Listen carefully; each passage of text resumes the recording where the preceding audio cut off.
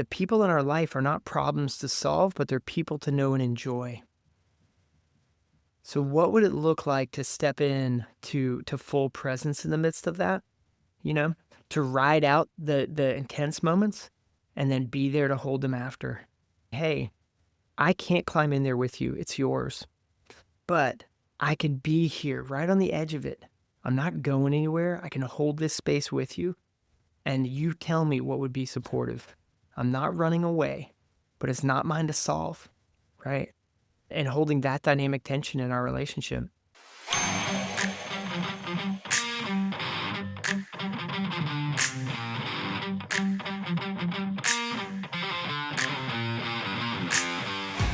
What if the path to joy isn't a mountaintop moment, but a daily, deliberate climb? In this episode of Seek, Go, Create, the Leadership Journey, we sit down with Will Acuff, co-founder of the Nashville nonprofit Corner to Corner and author of No Elevator to Everest. Will's story is one of resilience, faith, and the pursuit of joy amidst life's challenges. From supporting underestimated entrepreneurs to navigating personal trials, he offers insights into building a life rooted in purpose and community. Join us as we explore how intentional leadership and unwavering faith can transform not only our own lives, but also the lives of those around us. Will, welcome to Seek, Go, Create. Thank you so much for having me, Tim. It is a joy to be with you today. It is a joy to be with you too. You know what I'm excited about is that we kind of got started with one of the techniques in your book, which is we just kind of took a few really deep breaths. And man, it helped me. Oh, absolutely, man. It always tells my body that I am here right now and I'm present to this moment. You know, lets me fully show up. As one friend of mine says, be here now, be somewhere else later. You know? Yeah. I realized maybe I go, and I'm not fully breathing. And I had a lot going on this morning with a company I'm doing some work for now. And I'm sure you had a lot going on. It's just kind of good to slow down and say, okay, it's Tim and Will for 60 minutes. Let's have some fun here. Yeah, So anyway, absolutely. let's go with it. I got a bunch of stuff here. We're going to have fun. But first off, let's kind of do the jumping into the deep end of the pool question that I like to do. And that is, and we give you a choice. You could start off with the what do you do question, or who are you? Pick it and just start answering. Yeah, I'm definitely going to answer the who I am in the world as I, think of myself. I would say I am an image bearer of the Most High God, who is abiding in the living spirit of God. And out of that, I am aligned with my family, my wonderful wife, Tiffany, of 20 plus years, my kids, 13-year-old son and 9-year-old daughter. I live my life as much as I am possible, grounded in the love of my Father, so that I can live out of that towards my family, then out of that towards the work I'm called to in the world, right? Like in alignment. And all of that, when taken together, right? Alignment with God, alignment with self, others, and with my work, is what I describe as being played in tune, right? Like it feels like, oh, this is who I am meant to be. Let's go. And so that's who I am in the world. I'm a person who strives to more and more live out of that place and that peace every moment of every day. That's good. So how do you know if that's working well for you? Oh, dude, you can tell in seconds. Yeah, no Can joke. you tell if it's working, or can you tell more if it's not working? Which one do you do better at? So I would say at this point in my life, I do both really well. But that took a lot of work and a lot of getting my butt kicked, right? Like I don't want this to sound overly easy or overly simplified, right? And what I mean by this is something like, I believe all of us are uniquely called to be where we are and do the thing that we were made to do. And to the extent that we get out of alignment with that, right? We feel it as like a drain and as stress and as pressure, right? You almost feel like that clenched fist energy. You know what I'm talking about? And we start saying things to ourselves like, I must, I have to, right? That's kind of how life feels when we're out of that alignment. And when we're in that place of abiding trust that I'm kind of pointing to, what it feels like is, ooh, I get to, right? And it feels like flow instead of grind. And the only way I know to get better at being intentional about detecting that is through walking out a daily practice of stillness and then doing check-ins throughout the day. Back in the day, if you had said, "Hey, Will, would you spend 10 minutes of prayer and meditation?" I would have been like, "Get out of here. I got too much to do." You know? Fast forward nowadays, like I will sit for an hour and feel like it was too little, you know? But then during the day, I will feel it go, "Oh, huh. That meeting went a little left when I thought it was going to go a little right. And now I'm feeling this way about it. And I'm starting to tell myself this story. Huh, this feels off. What do I need to know about this? How do I get realigned?" And it happens like that. So people will hear this and they might think that you have mastered this and have it all figured out. No, no, that is not what I'm trying to say. My wife sometimes said, "Your tone makes you seem as if you know it all." I said, I don't know what to do about my tone, man. I don't know how to tone that down. We Uh come huh. across as that, but how would you, if you go back maybe 10 years, you said you're in the Mm-hmm. mid 40s, go back 10 Mm-hmm. years and give yourself a grade on the description you just gave. And now give yourself a grade now, either on a scale of 1 to 10 or an A, B, C, D, F. Yeah, totally. About 10 years ago in my life, my wife and I were in the journey of parenthood. We adopted our son. And around actually a little over 10 years ago, that was when we realized that our life was taking a different turn. It started with our son not sleeping through the night, not for a couple days, but rather weeks, then months, then years. And that was our introduction to the fact that we were going to be a family that was touched by disability, right? So if I go back in my head to that point, what I see is a young man who only had one way of doing life, and that was find a problem and solve it. That was my entire framework, right? And so there were some really good things about that. It may be effective in a lot of different areas. But when it comes to how you navigate life with a child with disabilities, that is a losing recipe and a recipe for burnout. I did not know at all at that point in my life how to do what I would describe as more internal work, like self awareness. Like, what am I feeling? What am I believing as true? And then how is that affecting my behaviors? Right? I had no framework for that. My only answer was, when in doubt, do more. In fact, at that point in my life, that was my password for my laptop. Do more, right? 2025 or 2015 or whatever year, right? And I updated that password every year with just a new year, right? Fast forward now, what's different is my context is the same, right? I still have dynamically challenging situations. But every single day, I start the day by getting still, getting curious, and approaching my inner life with a sense of compassion and curiosity.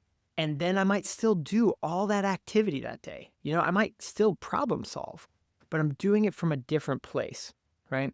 And I don't mean to say that I live perfectly in that space all day. I mean, this weekend had a challenging, situation at home. And I allowed myself to go, "Oh, yeah, I feel awful right now. Oh, what am I feeling? I'm feeling a lot of sorrow. Hmm. Yeah. Do I want to repair what's bringing about that sorrow? Or is there something I need to let go of and I need to mourn the loss of it?" Right. And the difference now is I never even would have had that language. Does that make sense?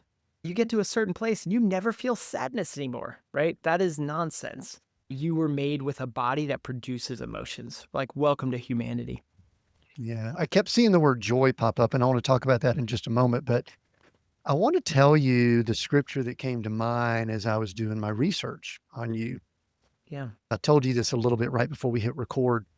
Last week, I was traveling. We were moving our RV from Arizona. We're in Colorado now, visiting grandkids, and then we're on our way up to the Black Hills of South Dakota to spend a good bit of the summer.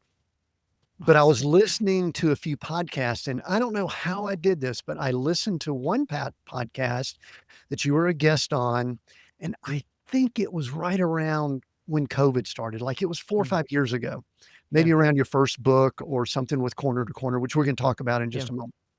Yeah. But then I listened to another one right after that about your new book. I've got it here. We're going to be talking about it more. No Elevator to Everest. And I saw a big difference in just your tone, to use my wife's Mhm. words, And then I want to give this scripture, and then I want us to start getting into some details here on some things. Yeah. The scripture that came to mind is the scripture that Jesus, or the teaching that Jesus has at the tail end of the Sermon on the Mount. And I've always been fascinated by this, and I listen to the Sermon on the Mount quite a bit. Sometimes in my meditation, I will listen Mhm. to the audible Sermon on the Mount. It's 15 minutes, by the way. It's a Mhm. great meditation. He's talking about the subtitle is Build on the Rock. He says, "Therefore, whoever hears these sayings of mine and does them, I will liken him to a wise man who built his house on the rock. Mm. And the rains descended, the floods came, and the winds blew and beat on that house, and it did not fall, for it was founded on the rock. But everyone who hears these sayings and does not do them will be like a foolish man who built this house on the sand. And the rains descended, the floods came, and the winds blew and beat on the house, and it fell, and great was its fall." Mm. Here's what came to me after probably about 100 times of meditating on the Sermon on the Mount. The rains came, the floods came, and the winds came to both people. Yeah. The situations were the same. It was the Mhm. foundation that was different. And to me, Will, that's what jumped out at me about your story. Would that be Thank accurate? you. Yeah, man, thank you. Yeah, thank you, Tim, so much. That is such a kind word. Yeah, I would say that that is accurate. My story definitely, like, the context of my life hasn't changed, right? In a lot of ways, the rain and the winds, right, still happening. But with the foundation of rest, right? And like rest in the hands of my maker who is doing something beautiful, right? Like there's a certain type of peace that comes with that. Like when you know the foundation isn't going anywhere, right? You can be in the middle of your living room on a big, rainy, blustery day and make yourself a cup of tea, grab a good book. You know what I mean? But if your foundation is such that you always have to be shoring it up, you know what I mean? Like it is an invitation into a life of frantic activity that is designed, I think all of us, this goes back to my theory of like how humans form. I think all of us when we're kids, we ask the question, am I safe? And at some point in our development, we say no, right? I need to figure out how to get safe. And what we chase after that, I think can go a million different ways. But what the Lord is calling us into is to go, hey, you are always safe. And you're safe right now. And then meanwhile, our lizard brain might freak out and go, no, I'm not safe, right? The raid's coming. And he's like, no, no, no, no, no, I got you. I got you. So yeah, I think I'll take that. That's an encouraging word, Tim. So you use the word abide at least twice in this 10, 13 minutes that we've been talking, and you just use the word rest. Sometimes you're a pastor's kid, grew up in church, blah, blah, blah, blah, blah. We'll talk about that in just a moment, by the way. One of the reasons is the way the church dealt with money that I noticed in Mm, your book. We'll talk about that if we get to it. But yeah. some people might be listening in and go, that word abide, I don't Hmm. understand that. Sounds a bit churchy. And the word Yeah. rest sounds like just taking a lot of naps. I don't know that I understand that. Give a little bit more on how, maybe explain it to a second or third grader. What does the word Yeah. abide and That's rest great. mean to you now? Yeah, for sure. So the first, I'd make a clarification that when I say the word abide, I don't mean a ceasing of activity. I think sometimes we have this false dichotomy that you're either abiding, which looks like you doing nothing. We might even say like you being lazy, or that old image, that story of like the person in the flood and they're standing on the roof waiting, praying, God, send me some rescue. And the boat comes. They say, no, no, I'm waiting on God. You know that story, right? And so when I say abide, I'm not saying a ceasing of activity. What I am saying is where your activity is coming from, right? And to me, the word abide is where is the ground of yourself resting in? And to explain it to a second grader, I'd say, hey, are you doing this homework? Because in order to get a good grade, you've got to do this. And a good grade tells you who your identity is. It tells you something core about you. You're the kid who performs well. And there's, in Tennessee, we have a really intense third grade test to mark if you're going into fourth grade, right? These kids get freaked out, man, right? Like it is massive stress on some of our third grade population. And you could ask them this question. They go, yeah, man, if I don't do good on my third grade test, I'm not the kid I thought I was. Do you know what I mean? That's not abiding, right? So when I say abide, I don't just necessarily mean it as a churchy word. I mean it as a who are you? Where is your identity coming from? What platform do you stand upon to do your work in the world? You know? And I even mean that with relationships, right? Like if you're in a relationship and you're like, I need that person to behave like this so I can be happy. Ooh, recipe for disaster. That is the opposite of abiding, right? If instead you're coming from a place of, oh, you know what? I'm good. I'm loved. I'm cared for. And out of that piece, I can meet this person. Oh man, something special is going to happen there. Yeah, and Will, one of the things you brought up earlier is a lot of things I think began changing for you when you and Tiffany adopted.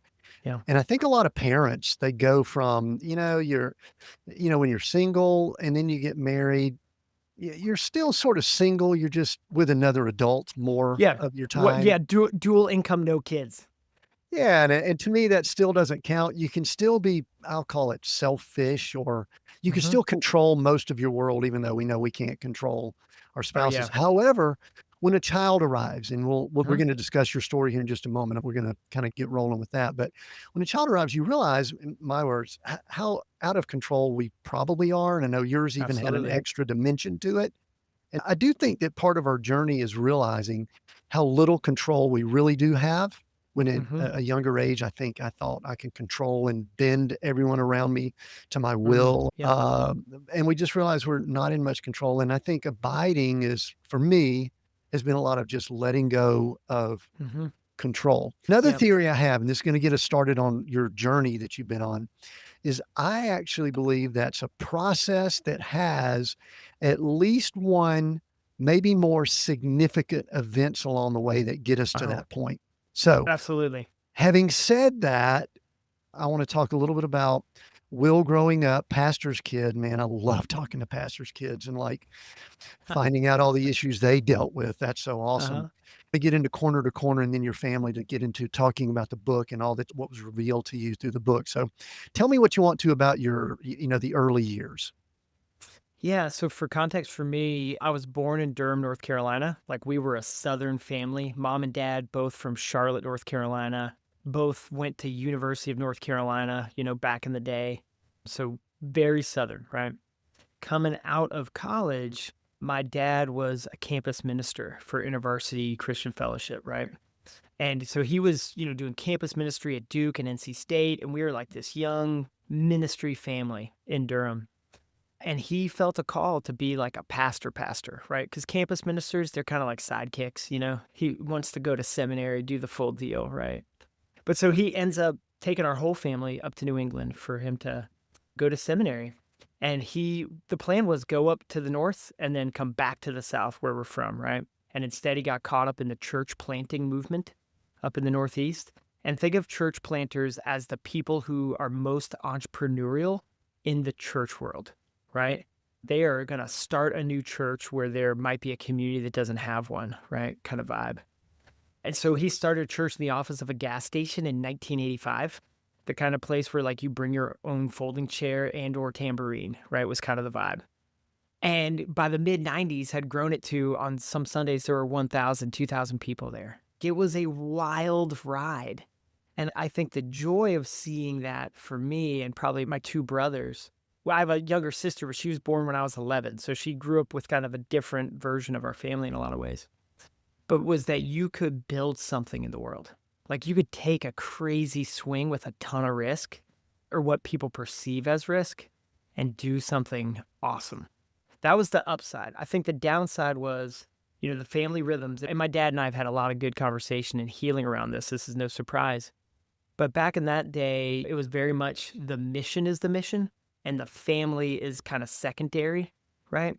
And so I think a lot of my childhood, there was a sense of my parents love me and care for me. And also, I better figure it out. And so I think that also helped me and my brothers. We're all entrepreneurial. We've all built stuff and are still building stuff, right? So that was kind of my childhood. And then I felt called to like, I'm going to be a pastor like my dad, my senior year of high school. And so I went to NC State, big, state school, like at that point, like 30,000 students, because I wanted to see what ministry looked like in a large secular environment. It always seemed silly to me to want to be in ministry and then go to a place with only Christians or something. Do you know what I mean? Like this just too much echo chamber for me. And so I go to that college, and instead of being on a path to seminary, I fall in love with being in a rock and roll band. I grew out my hair to my shoulders. Like I'm talking Italian soccer player hair, right? Learned how to be a lead guitarist and a songwriter and all the things. Coming out of college, I put a new band together and we started touring everywhere from the Apollo in Harlem all the way to Dallas Hard Rock and a bunch of crappy bars in between.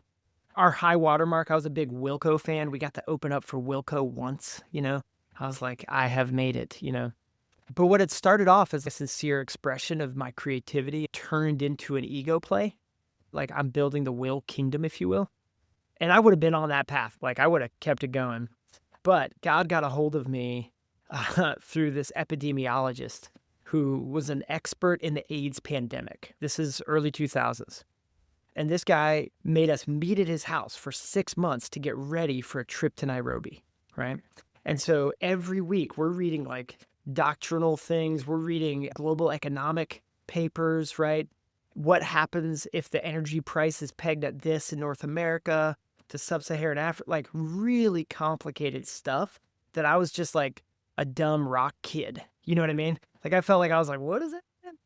And so I go on this trip and we all split up, right? So we weren't like staying at a hotel downtown kind of vibe. I was staying with this Kenyan family on the edge of one of the worst slums in sub-Saharan Africa, no running water. It's a cliche story, like middle-class white boy has to go to Africa to realize poverty is real, but it is 100% what happened to me. And I came back from that with my worldview blown up, and I didn't even know I had a worldview until then. You know what I mean? And I felt nauseous, honestly. Like, how can this exist in the world? And this isn't what we're all talking about. How old were you You know what I then? mean? What was your age? I was 22. All right. So a couple quick questions before we keep moving Yeah. forward. Was the rock star era, well, we'll use the term era. How Sure. about rock star era? Mhm. Was there any rebellion with that, with the way you grew up, or was it just you? Like, I mean, see, I love me some good rock and roll, and we Yeah. went to the circus last night with our granddaughters, and they lit into some AC/DC, and I'm going, Yeah. I really do love me Absolutely. some headbanging Yeah. Oh, yeah, thunderstruck. yeah, So yeah. I am wondering if, growing up in a preacher's kid family, I know there was a Yeah. lot of religion there, and I'm going to talk Uh-huh. about your money tapes, your Yeah, money yeah. stuff here in just a second. But any Yeah. rebellion at all that you've looked back on and say, you know what, I was just sort of rebelling just to stick it to mom and dad? Honestly, no. My dad had also introduced me to Led Zeppelin and Three Dog Night, That's a good right? dad. And the That's a good Beatles. dad. Like the Rolling Stones were a bridge too far, I think, for him. He needed a cleaner British invasion. But I mean, it was Jimi Hendrix that made me fall in love with guitar. I was like, if you can make that sound with that thing, I have to learn how to do it. And so, if anything, my parents were very enthusiastic. Like, true story, my senior year of high school, because I was determined to be the best guitar player I knew. Like, I've always been very goal oriented.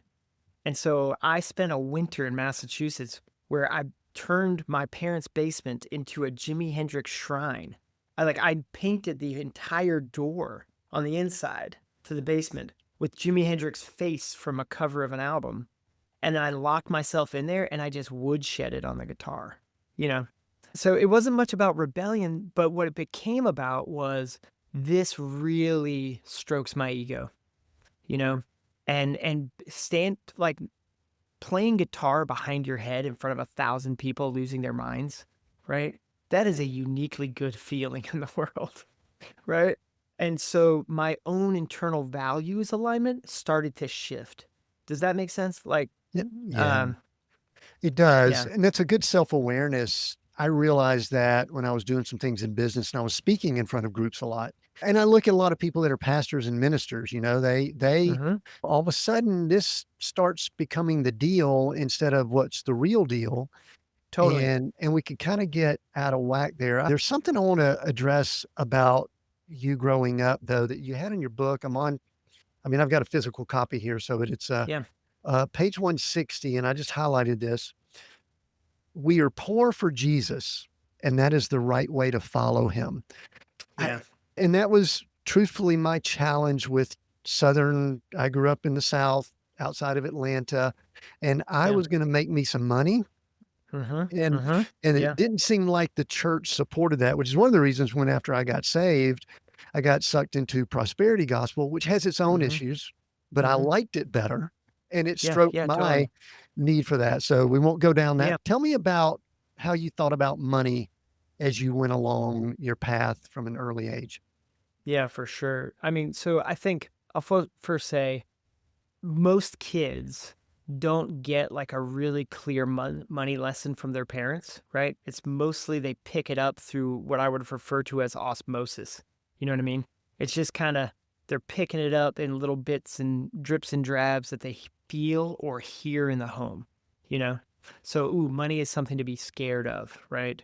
Or bills are always bad, right? There's all sorts of ways that I think we could pick that up. And in my own childhood, what happened for me was my parents very much so had a sense of we are on mission for Jesus, which means that we're going to be broke, right? And they didn't ever come right out and straight up say that. Do you know what I mean? But it was and again, I love my mom and dad. We have a wonderful relationship. We've talked all about this stuff. But, like, there were moments I mean, my mom would say things like, "Oh, we would take that kind of trip," referring to another family doing some kinda ski trip or something in the winter, "But we've made a decision to follow Jesus, so we can't," right? And so it equated in my mind that there's only one way to follow Jesus, right? And I think anytime you make a hard and fast rule about how to interact with money, that's actually when you're in the most danger.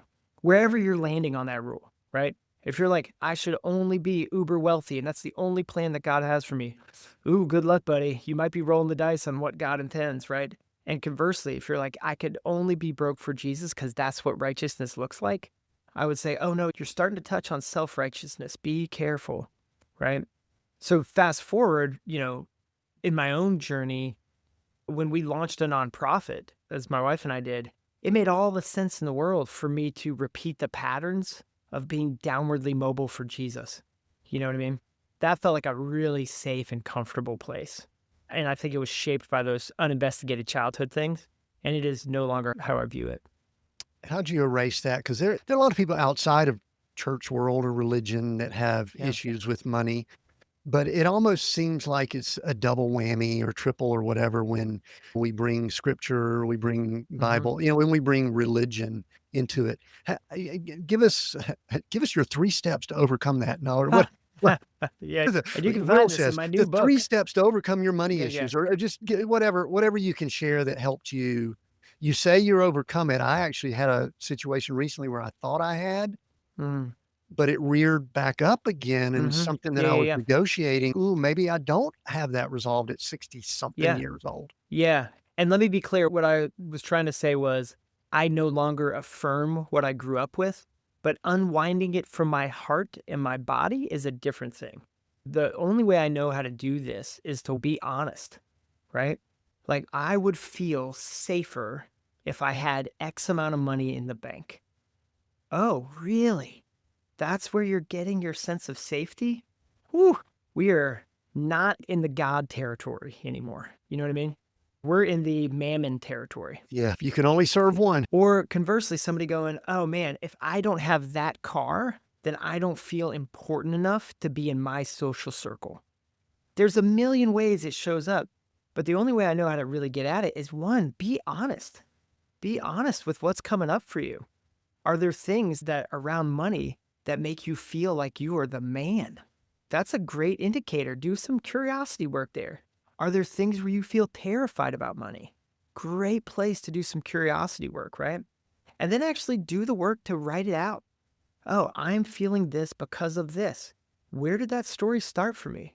Oh, it started because when I saw my dad lose his job, or whatever your story might be, right? And you can't live in our Western culture which is so many ways obsessed, right, with what's going on with financial resources and not have some sort of thing you need to heal, right? And personally, I think that the ultimate place to arrive at is where you go, oh, huh, money is a tool for doing what God has called me to do in the world. Amazing, right? And Okay. if God owns the cattle on 1,000 hills, I don't have to. Like, I can own what he gives me to do with. I know the thing that bothered me as I realized that my mood went up and down based on bank balance. My wife and I, we've been married almost 37 years, been together for 40 plus. Man, And we've had these congratulations. discussions. It's like, yeah, thanks.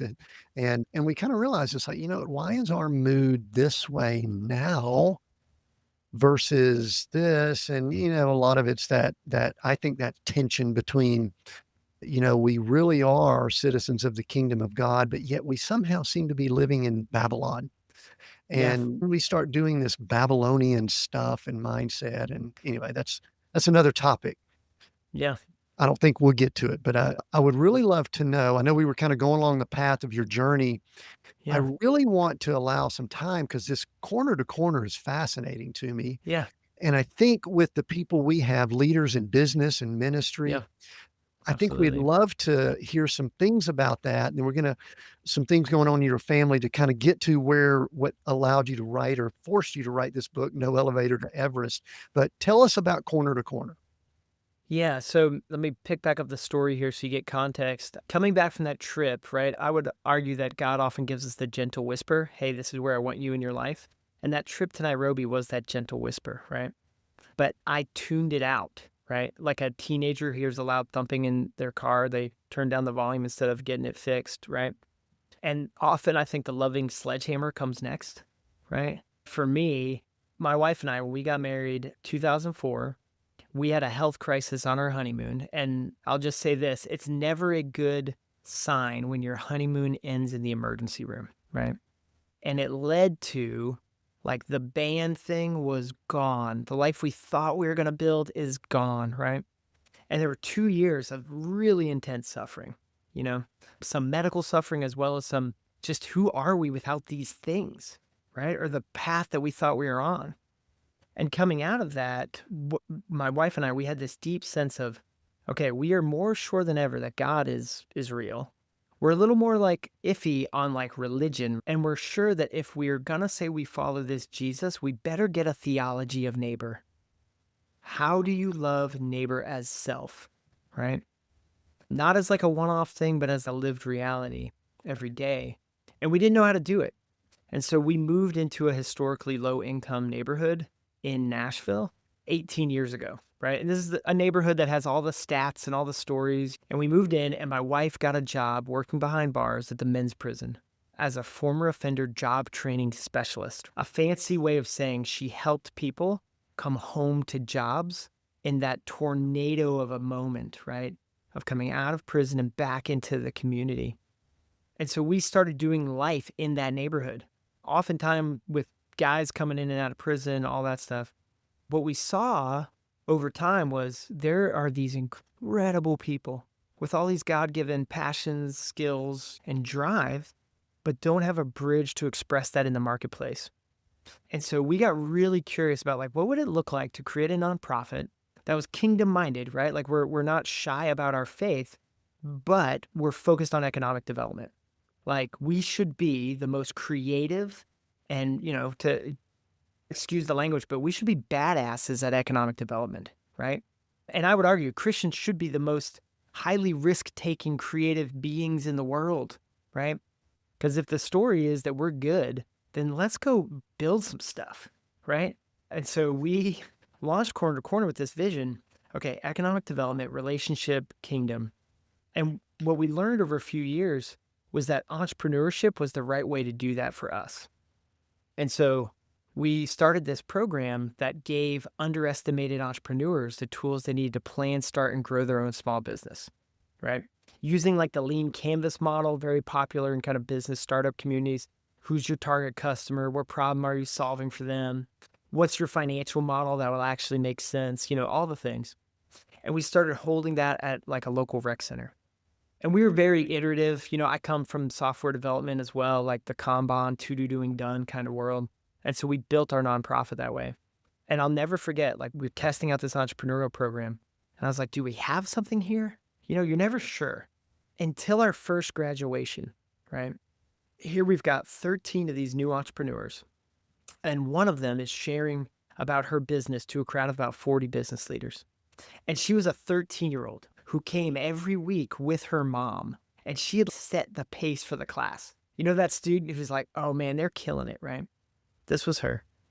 And she gets up and she shares this vision about how she's creating a line of custom business cards and buttons so that she can get her fellow teenage girls to speak to each other off the internet, right? Every parent in the audience was like, oh my gosh, I want that for my teenager, right? And then she goes, and by the end of Q2, I'm going to sell 100 units. And this business leader here in town in Nashville, she stood up and she goes, I'm buying your first 100 units tonight, darling. And then another business leader stood up and I'm buying your second 100 units. And you visibly saw this girl who was a little nervous talking in front of people. Her shoulders were kind of down. You saw her shoulders go back, her chin come up, and you witnessed the moment that her horizon got larger, right? And I was like, ooh, this is it. And so we went from one site, 13 people. Now, as of this last week, we've now graduated over 1,600 entrepreneurs. Last year, we put 37 million back in the neighborhood economy. And this year, we're on track to clear 40. It has been the joy of my life to see neighbors who are often told, hey, low-income neighbor, the best you get to hope for is stability. To hear instead, no, I believe that you have given to you by God what you need to build something that can turn you into the economic engine of your family and your neighborhood, and you don't have to do it alone. We're going to do it with you. Will, I've got a few questions I want to follow up, but there's one I want to back up.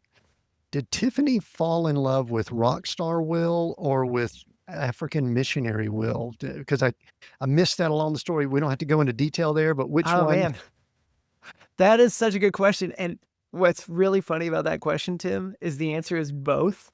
I have a theory, Tim, that all of us have a moment where we peak, right? I have the benefit of knowing the exact moment I peak. And I played a show at a party on a Saturday night, playing rock and roll guitar, crazy house party kind of vibes. And this line of young ladies walks by, and most of them are dressed up super fancy, like really dressed to impress. And that was not my style. And then there's this one beautiful young woman wearing a t-shirt that said Windy Gap, which was a Christian summer camp that my dad used to preach at. And I leaned away from the microphone and I just said, nice shirt. That's all I said. Little did I know that was Tiffany, who would go on to become my wife. But that she walked out of that night going, oh my gosh, that felt nice. Who was that guy? And she couldn't stop thinking about it, right? Well, the next morning, I didn't know. At that point, my parents had moved back to North Carolina, and my dad was a pastor at like a big church there in town. And Tiffany and all of her college roommates went to that church. So the very next Sunday morning, they're doing a slideshow about my trip to Nairobi with the epidemiologist. And I'm on stage playing the grand piano with a song I wrote while a slideshow of my mission trip is up on stage, right? Like, I could not have planned a better A game. Like, slightly dangerous rock and roll guy Saturday night, like songwriter who loves kids, like Sunday morning. And Tiffany would tell you after that, she pursued me until I got the signal. And we've been Dude, married over 20 I'm a years. little smitten, truthfully. I mean, that's impressive. The unfortunate thing, though, is that you really, I hate to say this, you can't go higher after that. No, It's no, kind of that like was it. everything else. Totally. Like, she caught me in my best 12 hours. Like, that was it. You know what I mean? That's also how many of us men marry way up the food chain when things like that happen, Absolutely. which is awesome. So one thing that I loved hearing, and I actually saw this, is I think you mentioned you were in software development. You, I think, are Scrum Master. My wife's a Scrum Master, has done project Yep. management. I'm an industrial and systems engineer from Georgia Tech. So kind of Yep. wired for process systems. I do coaching Mm-hmm. leadership teams with strategy and all this kind of stuff. One of the things that I have found Will, and I'll say it and let you comment, is that often nonprofit and church world doesn't accept some of the systems, process, and structures that do work well in, we'll call it Babylon or whatever, business world. Yeah. So give me some pros and cons, some good, the bad, maybe the ugly of that background you have. Fortunately, you were running this ministry, I believe. It wasn't like you were trying to Yeah. plug in to something else. Because No. if you plug into something else, buddy, you're the devil. I'm telling you. Oh, yeah, yeah. No, no, no. So talk a little bit about that because we've got people listening in that they want to take their business skills and apply it in Totally. ministry. And I think Yeah. some ministry people want it. Yeah, I mean, my sense is that there's a dynamic tension in any org, but it really comes out in this kind of way, right? Where imagine two banks of a river, okay? On one side, you have all heart, right? I'm just here to love on the people, right? That is an important, it's a whole side of the river, right? We need that bank. And on the other side is the systems and the vision of what this thing could be if it were performing at an efficient level, right? And I think if you walk too far in one direction or the other, you're no longer in the river. The river is the org, and it needs that dynamic tension. And I think sometimes people who get into ministry, they apply a pastoral lens to everything such that hard conversations get harder, you know? And actually having key performance indicators feels like a weapon rather than an invitation for growth. You know what I mean? Whereas in the business world, you're like, okay, well, how did you do? You know, like you had an event. How many people attended? Oh man, we only got 30. Oh, really? You only got 30? I thought the goal was 75. Yeah, it was, but I guess we just didn't hit it. Like that would, in the church, we would go all day going, okay, cool, cool, cool, cool. In the business world, we go, okay, so where did it break down? How many invitations? Was it the messaging? Was it the platform you were on? What was the conversion rate per click through? You know what I mean? Like we would know all that stuff. And so for like corner to corner, we have a wait list right now of 3,462 people for this program. Our goal is to launch 10,000 of these entrepreneurs in 10 years.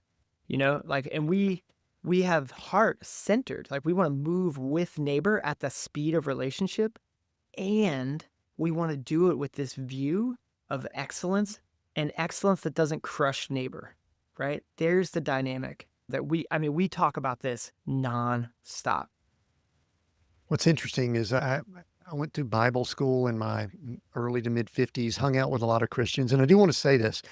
I am a Christian. I love Christians, even though some of the things I say may be harsh against them. So I want to give that No, no, no. disclaimer. But I'll tell Yeah. you, I have found it is easier to bring heart into those very highly efficient and effective business systems than it is to bring those business systems into that heart structure. Oh, absolutely. Yeah. I mean, as a pastor's kid, as someone who went to seminary, I've been an intern at a church. I've worked with a lot of churches. I mean, I have moments, without naming names, where I'll have people like, man, we so want to partner with Corner to Corner. We're so excited. And I'll say, awesome. Here's an outline of the first two events we can do. How many, what's the recruitment plan? How do we execute this? And 3 weeks later, somebody's like, hey, man, I just don't think we can pull it off right now or whatever, And you're like, okay, that's sad, and we're still going to go and figure it out, you know? Yeah. So the cool thing, Will, is I'm pretty confident that that first podcast that I listened to was shortly around when Corner to Corner was. I mean, some of these numbers you gave are in that tone of, man, we're rocking, things are awesome. Yeah. Somewhere along the way, some things have kind of come at you. You mentioned the sledgehammer of love or something like that, that the Lord does. Hmm. That's what I've seen in my life. Hmm. We all know we could do it incrementally and over time and things like that, but usually Hmm. it comes with a catalytic event or a series of events. Yeah. No, give us a little background on the family and some of the other things that happened from that Yeah. first podcast episode that I listened to, Yeah. like now in the book. And this will kind of lead us into the last few minutes we got to talk about the book. Yeah. So what happened essentially was on the outside, like in my work life, things were like, roughly up and to the right. Not, in a perfect line, but directionally correct. But internally at home, both our kids are through domestic adoption. My wife and I were so blessed to grow our family that way. But when my son started on the path of diagnoses and disability and all that, I applied everything I knew how to do, which was do more work and solve this. And there was no, this doesn't work that way. You know, there's no way for a KPI on this. You know what I mean? I, it was like an internal emotional suffering that's hard to quite name, right? And in the face of that, my wife experienced acute clinical depression, right? She was diagnosed with something called complex PTSD, both from kind of some childhood trauma stuff as well as our daily experience. And that meant that there were days where it was hard for her to get out of bed. I should say I've got full permission from her to share here. And so I was trying to solve for my son and solve for my wife, right? And it was not working. My wife was like, hey, she found this amazing trauma therapy place that really helped her, like a retreat center, right? Like an intensive retreat where they take away your phone and no one can use their last names kind of stuff, right? And she's like, you need to go. And I was like, but aren't we therapized enough as a family? Right? Like, never a good sign, by the way, if you're inventing words to debate your spouse, right? And my wife's an Enneagram 8, if you know that world, to challenger role. And she's like, no, no, no, you need to go. And so I went, and day one, I was there very much so with a chip on my shoulder, right? Like, I'm here to get tools to help fix my wife. Just so arrogant, right? By the end of day two, I was cracked open, weeping, and knew that I was there for me, right? And what that place started to do for me was give me the tools to compassionately connect with myself, right? And kind of get under the hood of my own heart. But I was coming home. My context was about to get hard again. And so I asked the question, can I turn my own life into a joy lab? I got a notebook and I would write out, here's the experiment for today. This is what joy would feel like. And it led to really practical things like my son with his sleeping challenges. He was sleeping better by this point, but most of his days he would wake up about 5 or 5:30. And I was like, okay, if I don't want to wake up to he would always wake up yelling, "Dad," right? And like you want to wake up with a cortisol level, you know what I mean? Like a high cortisol, the stress hormone, that's the way to do it, right? And so I was like, no, no, if I'm going to enter the day differently and have agency in this, I'm going to set my alarm clock for an hour before that, which means I need to go to bed really early. And oh, yeah, I need to move a coffee maker into the bedroom so that I don't wake him up in the kitchen. Right. And I built out the place and the space to then get still. Right. And then I started experimenting. What would this daily joy look like? And from that experience, I wrote the book, No Elevator to Everest, which the whole idea is I think so many of us are waiting for our context to change to get better, right? Like I'll be better when X happens in my life, when I get the job I really want, or when my spouse loves me the way I hope they do, right? Or I get the money, right? Like whatever it is. And it is a way to set your entire life up for failure, right? And so like then the challenge becomes, is there a way for me to not live perfectly, but more and more every day to live in this sense of abiding joy, no matter what my context is? And so the book is like the stories and some of the concepts and then practical practices rather so that you can try these things on and then kind of invent your own to say, oh, wait, actually, I'm going to actually step into joy now. Not that fantastical someday, because someday is no day, y'all. I love that word joy. We're here in Colorado Springs. I'm kind of, for those on the video, I'm looking up the hill because our RV's parked in the alley behind them. So we've got our 5-year-old and 3-year-old granddaughters just almost within reach. And they actually slept down here with us last night. And my 5-year-old this morning was talking about joy. Mm. She crawled in bed with us and she goes, yeah, we're supposed to bring joy, aren't we? I said, yeah, we're supposed to bring joy of joy and stuff like that. But I want to emphasize in reading through the book, or I scanned it I didn't read it in depth, but I scanned the whole thing. I lost count of how many televisions and windshields were broken. Yeah. And let me follow up with one thing because I want to emphasize. A lot of people say, "Oh yeah, we've kind of got it rough too," and all that. And you know what? We're not here to compare. That's not like a Mhm. a game we're playing. But the beginning of chapter 6, it says, maybe I should just wrap my car around a tree. You and the kids would be better off. Oddly enough, I had brief fleeting thoughts, and that is not the way I'm wired to think about taking my life. Mhm. Back when we were going through bankruptcy and all post Mhm. 2008, I mean, I was Mhm. thinking if I just swerve to the right and hit that bridge Yeah. abutment. Mhm. And so, talk a little bit about how low it was, and then I want us to get into a few of the techniques and the practices that you came up, because I mean, this we're talking about a rough situation here, right? Yeah. I mean, so to paint the picture from the book, you just read that line. That was a text message that I received from my wife, right? Mm.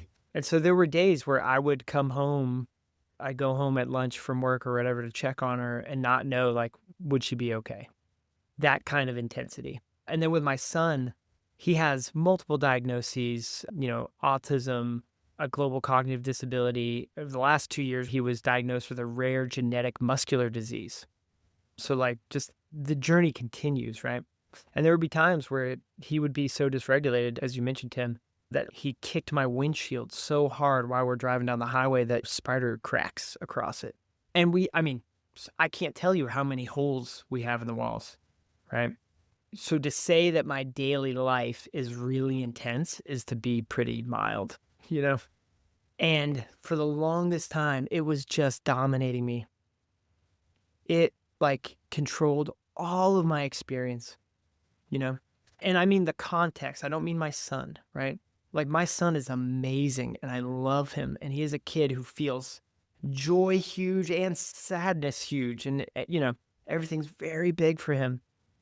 And it's not his fault, right? Like there's not a blame situation here. And so what I realized is for me, and I think is a challenge to all of us, is the people in our life are not problems to solve, but they're people to know and enjoy.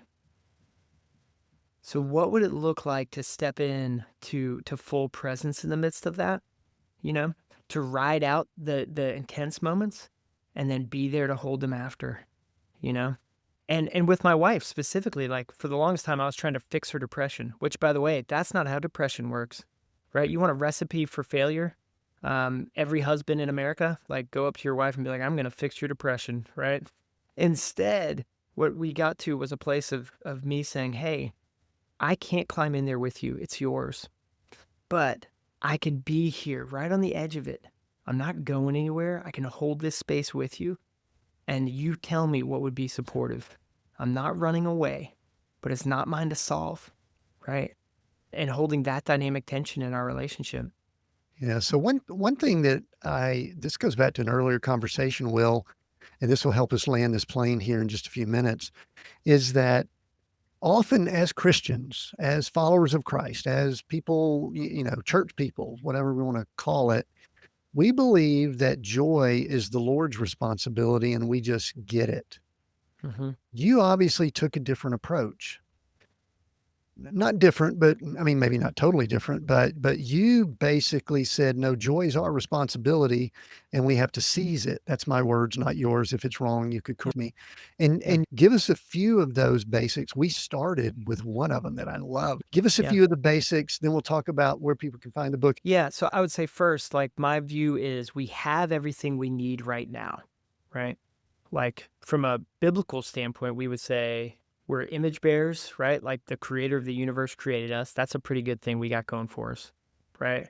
And we have the abiding Holy Spirit. Like in the John chapter 14, Jesus says, I'm sending you the Spirit to be with you forever, who will be in you, right? But the reality is, if most of us only learn how to do work out here, we are missing what's happening in here. We're missing that connection with the abiding Spirit, right?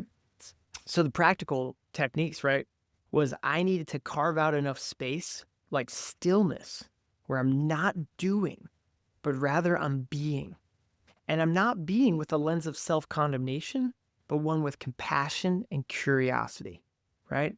I think most of us avoid going inward because we hate going inward because all we do is punish ourselves, right? Like, you piece of, look what you did again, right? Like, all of us have that voice. And so practical step was, for me, I needed time in the morning before I engaged with my son, my wife, my work, where I got curious and still. And so this is a practice in the book that we call the emotional trailhead. And just like a trail into a forest, right? It starts with a trailhead. It says, hey, here's the name of this trail. This is where it's going, you know, and often it's like 3 miles in, there's a waterfall, right? But you actually have to walk that out to get to that revelation of seeing that waterfall, right? And most of us wake up in the morning and none of us are neutral, right? We don't wake up neutral. We wake up totally flooded by all sorts of hopes, fears, anxieties. I can't believe she said that to me before bed, right? Like, whatever it is, we wake up that way. And then we just try to go about life. And so the practice is to get still for about 10 minutes. Grab your favorite drink with caffeine. Mine, it's a cup of coffee right by the bed. I get still and I think of my emotions as the landscape, right? And I go, what am I feeling the biggest right now? Oh, and it might be, oh, you know what? I'm feeling fear. Huh. Curious. I wonder what's causing me to feel fear. And let's take it to money. You go, oh man, I actually thought my tax position at the end of this year would be different than it was, right? There's probably some listeners who can relate to that particular fear, right? I go, oh, huh. Yeah, that feels really uncomfortable. What story am I telling myself? Oh, I am telling myself that I'm an idiot for making that mistake. Hmm. Why am I telling myself that? Oh, you know what? Well, I grew up in a family that said I better perform in order to be okay or in order to get love. Is that what the God of the universe is saying to me right now? No, no. The God of the universe is saying, hey, do you hear the party? The band is warming up, just like the invitation to the prodigal son, right? The party has started and the party's for you. I love you, right? That's what the Spirit is saying to us all the time, right? But as we stay with that trailhead of curiosity, we end up going, 10 minutes, and you go, oh man, I am believing the lie that this tax thing is the biggest thing going in my life. Whew. Lord, would you help me to release this fear and step into the day differently? And man, it's 10 minutes. And, at first it might feel hard or awkward, or you might even have a hard time naming your emotions. But you work that out for a couple weeks in a row, right? And I promise you, you will be a different human. The cool thing is we're sitting here telling people to be still and breathe. Yeah. This is advanced stuff, right? I mean, come on, just be still and breathe. Come on. Will, where can people find you and the book? I'm sure Amazon and stuff like that. I've got a copy of it here. Do that. And I Yeah. might let you say one more thing before we wrap up here, but Yeah. where can they connect with you? Yeah. So on Instagram, it's Will Joy Acuff, all one word, no underscores. And then you can go to noelevatortoeverest.com. You can sign up there for my Substack and get like a free kind of guide on some of the practices. And then, of course, Amazon's huge, guys. I'm all for supporting local bookstores, but also buy it on Amazon and leave a review. That's how people are finding out about the book. Excellent. Any other quick, just Holy Spirit led encouragement for someone who might be going through struggles? Anything else, Will, before we wrap up and finish? Yeah, I would just, anybody who feels utterly stuck, right now, I would just encourage them to tell somebody that they love, that they feel that way, and ask that person to pray with them. Start there. Sometimes when we are totally stuck, that's the best thing we can do, is be honest with someone who loves us. That's good. Will Acuff, thank you so much. The book is No Elevator to Everest: Shift from Survive to Thrive Through Spirit-Led Self-Awareness. I'll put a copy up here for those watching on YouTube. And I Yep. enjoyed this conversation. Thank you. Thank you It's so been much, Tim. beautiful. This is, man, it's tapped into a lot of the themes that we have been looking at here at Seek, Go, Create for some time.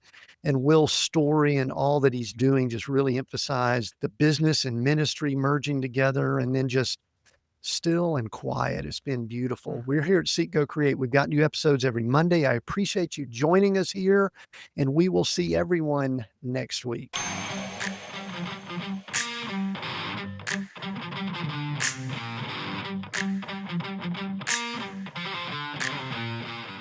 Hey, before you go, I want to leave you with a challenge.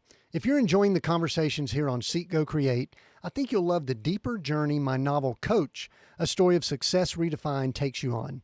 It's a story that's moved many of my readers to rethink what success actually means and how to live a life aligned with faith, purpose, and peace.